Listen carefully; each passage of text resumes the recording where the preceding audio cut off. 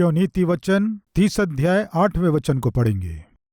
अर्थात व्यर्थ और झूठी बात मुझसे दूर रख, मुझे ना तो निर्धन कर और ना धनी बना। ना तो निर्धन ना तो धनी मुझे बना। धनवान बनना है ऐसी सोच मुझ में नहीं आनी है। बैंक बैलेंस मुझे और बढ़ाना ऐसी सोच मुझ में नहीं आनी है। और धन संपत्ति बढ़ाना ऐसी इच्छा मुझ में नहीं आनी है। और एक मकान खरीदना है, एक और स्थान में मकान खरीदना है, व्यापार को और बढ़ाना है और लाभ कमाना है और खेतों को खरीदना है, ऐसा विचार आने मत दीजिए। प्रियो, एक प्रभु का दास कह रहा है, मुझे धनवान ना बनाना। मैं हाथ जोड़ता हूं, मुझे धनवान ना बना। प्रियो, कभी ये प्रार्थना आप किए हैं? कभी भी आप ये प्रार्थना किए हैं क्या, प्रभु मुझे धनी मत बनाइए, मुझे ऐश्वर्यवान मत बनाइए? कभी ऐसा प्रार्थना किए हैं क्या? प्रभु का दास प्रार्थना कर रहा है, मुझे धनवान मत बना, ऐश्वर्यवान मत बनाना। क्यों, किस लिए? आइए देखिए व्यवस्था विवरण 8वां अध्याय 13 और 14 वचन को पढ़ेंगे। और तेरी गाय बैलों और भेड़ बकरियों की बढ़ती हो और तेरा सोना चांदी और तेरा सब प्रकार का धन बढ़ जाए, तब तेरे मन में अहंकार समा जाए और तू अपने परमेश्वर यहोवा को भूल जाए, जो तुझको दासत्व के घर अर्थात मिस्र देश से निकाल लाया है। ध्यान से सुनिए प्रिय भाइयों और बहनों, आपके पास यदि धन अधिक हो जाने से सामान्यतः क्या होता है जानते हैं? आप परमेश्वर से दूर हो जाते हैं। आपकी कमाई अधिक हो जाने से आप परमेश्वर पर निर्भर रहना छोड़ देंगे। ध्यान दीजिए, बाइबल बताती है जो निराधार हैं वे परमेश्वर को अपना आधार बनाते हैं। आपके पास धन अधिक बढ़ जाने से, जब आप धनवान बन जाते हैं, उस समय कोई विपत्ति आने से आप हर बात को पैसों से सेटल करने की कोशिश करेंगे, क्योंकि आप सोचेंगे कुछ भी पैसों से किया जा सकता है। यह संभव नहीं है। आपके मन में यह विचार आ जाएगा कि धन रहने से मैं कुछ भी कर सकता हूं। कृपया सुनिए, जब आपके पास धन बढ़ जाता, आपका भरोसा परमेश्वर के ऊपर से उठ जाता है और आप परमेश्वर से अधिक धन से प्रेम करेंगे। परमेश्वर पर निर्भर होने से अधिक धन पर निर्भर करोगे, क्योंकि आपको ऐसा लगेगा, शैतान ऐसा करेगा, वो क्या है कि परमेश्वर से अधिक धन से ही संसार में कुछ भी कर सकते हैं। इसलिए परमेश्वर को कमाने से बढ़कर धन कमाना ही भला है। शैतान ऐसा सोच ले आता है। प्रेरित पौलुस क्या कहते हैं, मैं याद दिलाता हूं। आइए देखें फिलिपियों की पत्री 3 अध्याय 7वें वचन को पढ़ रहा हूं। परंतु जो जो बातें मेरे लाभ की थी, उन्हीं को मैंने मसीह के कारण हानि समझ लिया है। वरन मैं अपने प्रभु यीशु मसीह की पहचान की उत्तमता के कारण सब बातों को हानि समझता हूं, जिसके कारण मैंने सब वस्तुओं की हानि उठाई और उन्हें कूड़ा समझता हूं, जिससे मैं मसीह को प्राप्त करूं। मसीह को पाना है। इस संसार में जो कुछ भी है उसे मैं हानि समझता हूं, क्योंकि मैं मसीह को पालूं तो काफी है। मैं मसीह को पाने की आशा कर रहा हूं। मसीह को पाने की प्रक्रिया में मैं इस संसार में जो कुछ है सबको हानि समझता हूं। प्रिय भाइयों और बहनों, आप इस संसार में एक कीमती मकान खरीद सकते हैं, लेकिन घर की शांति को खरीद पाना संभव नहीं है। धन से आप अपने बेटे या बेटी का विवाह बहुत ही धूमधाम से कर सकते हैं, लेकिन धन से उनकी गृहस्थी को बना पाना संभव नहीं है। धन देकर, डोनेशन जमा करके आप अपने बेटे को शिक्षा तो दिलवा सकते हो, लेकिन संस्कार सिखाना संभव नहीं है। आप अपने धन से महंगे दवाइयां खरीद सकते हैं, लेकिन स्वास्थ्य खरीदना संभव नहीं है। आपके धन से एक महंगी कार खरीदना संभव हो सकता है, लेकिन सुरक्षित यात्रा खरीद पाना संभव नहीं है। आपके धन से आप महंगे सोफा सेट और घर के महंगे सामान खरीद सकते हैं, महंगे फर्नीचर खरीद सकते हैं या डबल बेड खरीद सकते हैं, लेकिन सुख और शांति की नींद खरीद पाना संभव नहीं है। प्रियो, मरने के बाद बहुत अद्भुत कब्र बनाना संभव हो सकता है, लेकिन धन से आपको स्वर्ग पहुंचाना संभव नहीं है। प्रियो, यदि आपको स्वर्ग जाना हो, आपके परिवार को बनाना हो, शांति की नींद आपको सोना हो, बुद्धिमानी के साथ आपको जीना हो, सुख शांति और आनंद के साथ आपको बढ़ना हो, इनमें से कुछ भी मनुष्य के हाथ में या धन से नहीं है प्रियो, केवल परमेश्वर के हाथों में ही है प्रियो। परमेश्वर के हाथों में रहने वाले सुख, आनंद और शांति को, सौभाग्य को छोड़कर धन ही सब कुछ ऐसे मूर्खतापूर्ण जीवन से बाहर निकलने से कितना अच्छा होगा। अभी हमने वचन में पढ़ा था, तुम चांदी सोना कमाकर, तुम हर प्रकार से स्थिर होने के बाद, तुम निश्चय अहंकारी होकर जिस परमेश्वर ने तुम्हें मिस्र के दासत्व से निकाला, उस परमेश्वर को कहीं भूल ना जाओ। यस प्रियो, हम में से बहुत से लोग प्रार्थना करना छोड़ दिए हैं ना। प्रियो, हम में से बहुत से लोग वचन का ध्यान करना छोड़ दिए हैं ना। हम में से बहुत से लोग आत्माओं को बचाना है, प्रभु की उपस्थिति में लेकर आना है, इस सत्य को नहीं भूले हैं क्या? इस तरह भूलने का कारण क्या है? आपकी नौकरी ही है ना। इस तरह भूलने का कारण क्या है? आपको मिला हुआ प्रमोशन है ना। नौकरी मिलने से पहले, प्रमोशन मिलने से पहले आप क्या करते थे, क्या करती थी? प्रभु प्रभु प्रभु प्रभु सुबह उठते ही प्रार्थना करते थे। रविवार आते ही दौड़ते दौड़ते प्रभु की उपस्थिति में जाती थी। अपने साथ किसी न किसी को प्रभु के पास लाना है। इस तरह तड़पते थे, तड़पती थी। लेकिन अभी आपका जाना ही मुश्किल हो गया है। आपका सुबह जल्दी उठना ही मुश्किल हो रहा है, घुटने टेकना मुश्किल हो रहा है, प्रार्थना करना मुश्किल हो रहा है। कारण क्या है? सिक्योरिटी। अभी आपकी सुरक्षा है। क्या है वो सुरक्षा? जॉब सिक्योरिटी, नौकरी की सुरक्षा है। महीना होते ही 50, 60, 70 या 1 लाख रुपए हाथ में आ रहे हैं। अभी आप सोच रहे हैं, अब मुझे परमेश्वर से क्या काम, कितना समय लगेगा परमेश्वर को उस नौकरी को आपसे छीनने में? परमेश्वर को कितना समय लगेगा आपके पदवी को आपसे छीनने में?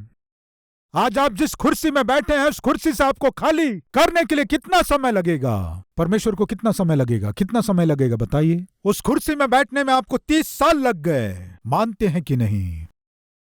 उस कुर्सी में बैठने में आपको 35 साल लग गए, 40 साल लग गए। बहुत समय से सोच रहे थे प्रमोशन मिलने से उस कुर्सी में बैठ सकता हूं, प्रमोशन मिलने से उस कुर्सी में बैठ सकता हूं। 15 साल से इंतजार कर रहे थे। अभी आपकी उम्र 45 वर्ष है, 50 वर्ष है। उस कुर्सी में बैठने के लिए आपको 50 साल लग गए। उसी कुर्सी में से आपको नीचे उतारने के लिए परमेश्वर को 1 मिनट लगेगा। मत भूलिए प्रिय भाई, मत भूलिए बहन। इसलिए प्रभु के दास कह रहे हैं, प्रभु एक निवेदन है। क्या है जानते हैं? पिता, कोई भी व्यर्थ बातें मेरे मन में ना आए ऐसा कीजिए, मुझे दिखाई ना दे ऐसा कीजिए। किस लिए? वे दिखाई देने से बस झूठ ही झूठ। वो खरीदना है तो झूठ बोलना है, उसे पाना है तो झूठ बोलना है, उसे अपना बनाना है तो झूठ बोलना है, कमाना है तो झूठ बोलना है। इसलिए सबसे पहले व्यर्थ बातों को जो अनावश्यक हैं उनसे मुझे दूर कीजिए। झूठ बोलने वाली जीभ को मुझसे दूर कीजिए। उतना ही नहीं प्रभु, ना तो तू मुझे निर्धन कर और ना ही धनवान बना। किस लिए? चांदी कमाकर, सोना कमाकर, धन संपत्ति कमाकर शायद मैं आपसे दूर हो जाऊंगा, शायद मैं आपको दूर कर लूंगा। अभी मुझे क्या कमी है? हाथ में बहुत सा धन है, बैंक में धन है, तिजोरी में सोना है, संसार में नाम और सम्मान है। मुझे क्या कमी है? ये सोचकर शायद मैं घमंड करूं। इसलिए मुझे धनवान मत बनाइए पिता, शायद मैं घमंड करूंगा। ये कहते हुए एक बात कहता है, उसी समय पिता, मैं आपके हाथ जोड़ता हूं, मुझे निर्धन भी मत बनाना। कितनी अच्छी प्रार्थना है प्रियो, मुझे निर्धन मत बनाना। देखिए क्या कह रहा है, नीति वचन 30 उसका 8। पिता ना तो मुझे निर्धन कर, मुझे निर्धन मत करना पिता। ये कहकर मुझे धनवान बना दे, ऐसा भी मैं नहीं कह रहा हूं। मुझे धनवान भी मत बनाना पिता। क्यों, किस लिए? उसका कारण बता रहा है। क्या है वो कारण? मुझे ना तो निर्धन कर और ना धनी बना, प्रतिदिन की रोटी मुझे खिलाया कर। प्रियो, हमारे बुजुर्ग कहते हैं ना, मनुष्य कठोर परिश्रम किस लिए करता है? हाँ, पेट के लिए करता है। कठोर परिश्रम किसके लिए करता है? रोटी के लिए। इसी विषय को प्रभु का दास कह रहा है, मुझे इस संसार में क्या चाहिए? जीना है तो रोटी चाहिए, भोजन चाहिए, मुझे दीजिए, काफी है। जितना चाहिए उतना ही, वेस्ट कर दूं इतना नहीं चाहिए पिता। मैं व्यर्थ कर दूं इतना भोजन मुझे नहीं चाहिए। जितना चाहिए उतना ही चाहिए, जितना मेरा पेट भरे उतना ही काफी है। प्रियो, यदि आप इनसे पूछेंगे आप क्यों ऐसी प्रार्थना कर रहे हैं, तब वे कहेंगे, देखिए क्या कहेंगे, ऐसा ना हो कि जब मेरा पेट भर जाए तब मैं इनकार करके कहूं कि यहोवा कौन है। शायद कहूंगा पेट भरने के बाद, पॉकेट भर जाने के बाद, बैंक बैलेंस भरने के बाद, हाँ, यहोवा कौन है, शायद कहूंगा। प्रियो, एक प्रश्न मैं करूं, पेट जब भूख से जल रहा हो तब अच्छी प्रार्थना करेंगे या पेट भरा हो तब अच्छी प्रार्थना करेंगे? बताइए प्रियो उत्तर इसका। प्रियो, ये सच बात है, जब भूख से पेट जल रहा हो तभी हम अच्छी प्रार्थना करते हैं। प्रियो, प्रभु के दास कह रहे हैं, सबसे पहले व्यर्थ बातों को मेरे निकट मत आने दीजिए पिता। झूठ के निकट मुझे मत जाने दीजिए पिता। निर्धनता को मेरे निकट आने मत दीजिए पिता। मुझे धनवान मत बनाइए पिता। तो फिर क्या कहता है जानते हैं? प्रतिदिन की रोटी मुझे देने से काफी है। अगर मैं धनवान हो जाऊं तो परमेश्वर कौन है, शायद प्रश्न करूंगा। और अगर निर्धन होने से, वो भी लिखा है, देखिए क्या कह रहे हैं, ऐसा ना हो कि जब मेरा पेट भर जाए तब मैं इनकार करके कहूं कि यहोवा कौन है।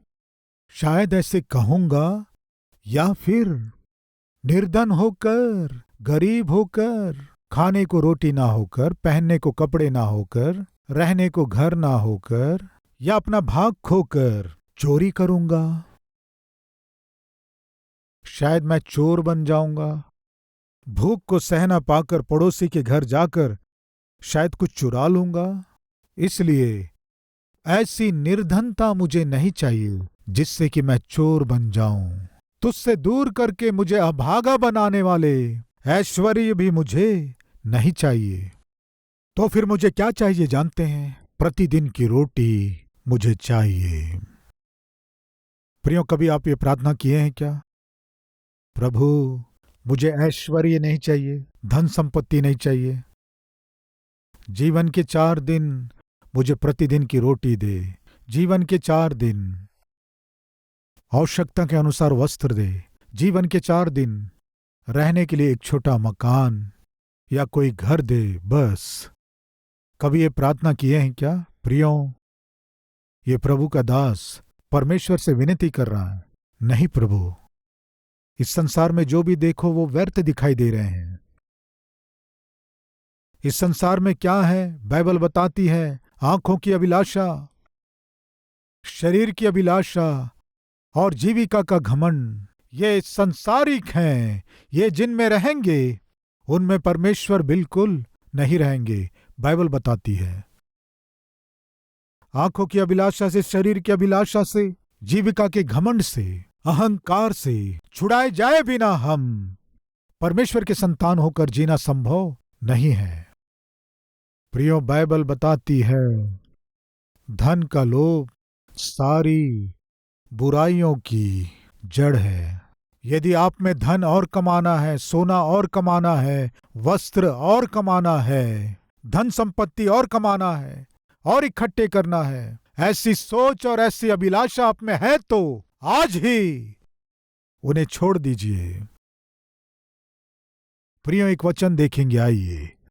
नीति वचन 23वां अध्याय 4वां वचन। धनी होने के लिए परिश्रम न करना।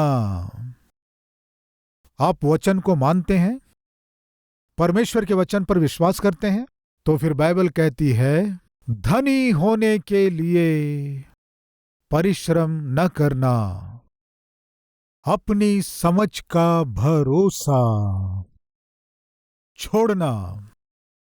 प्रिय, आप में ऐसे कोई है क्या, मुझे कभी ना कभी धनवान बनना है?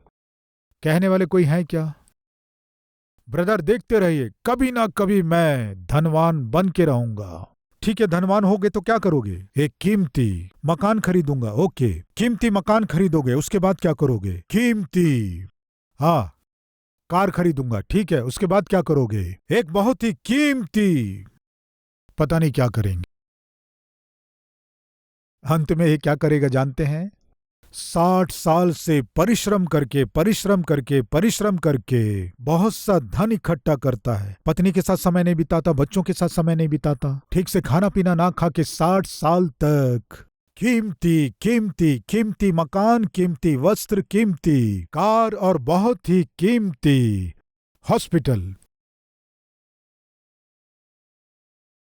और उसके बाद बहुत ही कीमती, बताइए, ऑपरेशन, और उसके बाद बहुत ही कीमती दवाइयां, और उसके बाद बहुत ही कीमती समाधि के कार्यक्रम, और उसके बाद क्या होगा आप जानते हैं ना? बहुत ही कीमती यादगारी की सभा।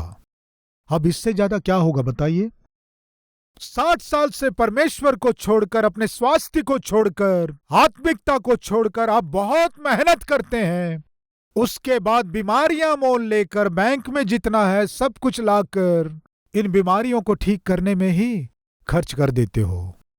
पत्नी के लिए कुछ नहीं बचाते हो, बच्चों के लिए कुछ नहीं बचाते हो, परिश्रम से जितना भी कमाए उसे हॉस्पिटल में पलंग में इस तरह सोकर सब खर्च कर देते हो। अंत में जब मरने का समय आने से आपके पत्नी और बच्चे भी कम से कम समाधि के कार्यक्रम के लिए भी, या जो आए उन लोगों को भोजन देने के लिए भी उनके पास कुछ नहीं रहता है। ऐसे कितने लोग नहीं हुए?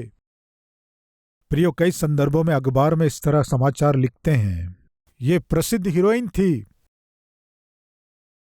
ये प्रसिद्ध हीरो था, ये महान अभिनेता, ये महान अभिनेत्री।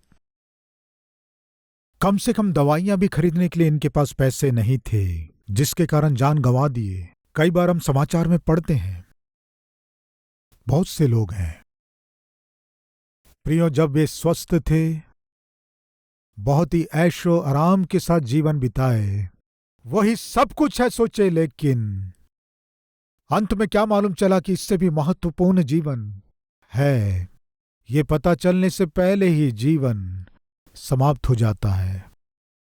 मैं समाप्त करने से पहले एक विचित्र बात आपको बताऊंगा, उसे स्क्रीन में आपको दिखाएंगे।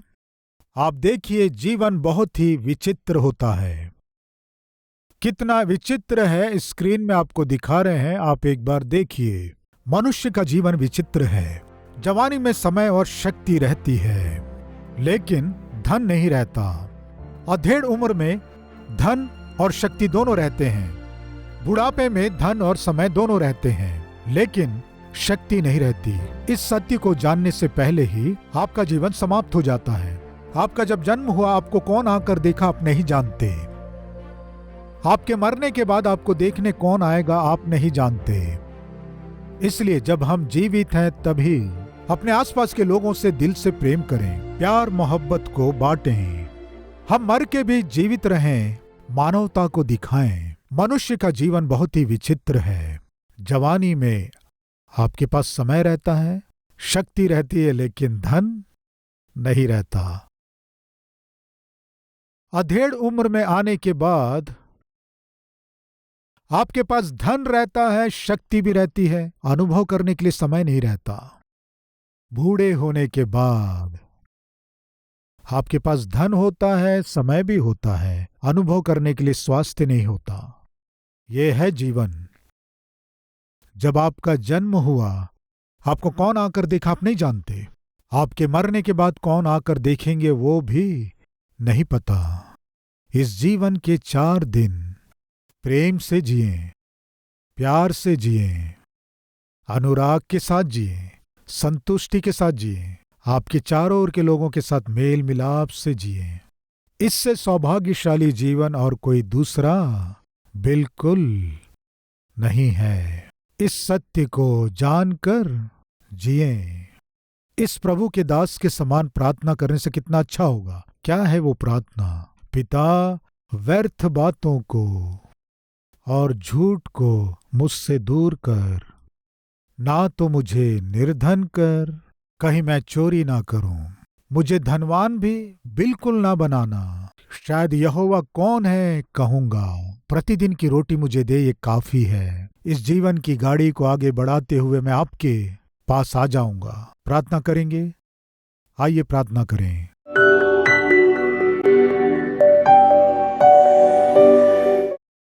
पवित्र परमेश्वर पिता, जैसे आपके दास ने प्रार्थना किया, इस समय हम भी प्रार्थना कर रहे हैं। व्यर्थ बातों को हमारे आंखों से दूर कीजिए। अनावश्यक इच्छाओं को, आशाओं को और अभिलाषाओं को हमसे दूर कीजिए। उन्हें हम कमाने के लिए झूठ बोलने वाले जीभ को हमसे दूर कीजिए। झूठ को दूर कीजिए। पिता, निर्धनता को हमारे निकट मत आने दीजिए। कहीं हम चोरी ना करें और हमें धनवान भी ना बना। पिता, पेट भरने के बाद यहोवा कौन है कहेंगे और शायद आपसे दूर चले जाएंगे। ऐसा श्रापित जीवन हमें नहीं चाहिए। पिता, हमारे पास जो कुछ है उसी में हम संतुष्ट रह सकें, सहायता कीजिए। पहनने को वस्त्र दीजिए, प्रतिदिन की रोटी दीजिए, रहने को एक घर दीजिए। इतने में ही संतुष्ट होकर हम जी सकें, ऐसा सौभाग्य हमें दीजिए। फलस्वरूप इस जीवन के 4 दिन हम सुख शांति के साथ, मेल और मिलाप के साथ बढ़ने का जीवन हमें दीजिए। यीशु के नाम से इस प्रार्थना को अर्पण करते हैं पिता, आमीन। प्रिय, अब से आप अपने जीवन से प्रभु को दिखा सके, ऐसे आत्मिक व्यक्ति के रूप में आप बढ़ सकें, मन से चाहता हूं। इस संदेश के द्वारा आपने आशीष पाया है तो लाइक कीजिए और बहुतों को शेयर कीजिए। और उतना ही नहीं, एक कमेंट कीजिए, उसे मैं पढ़ूंगा, प्रभु की महिमा करूंगा। फिर मिलेंगे, तब तक के लिए शलोम।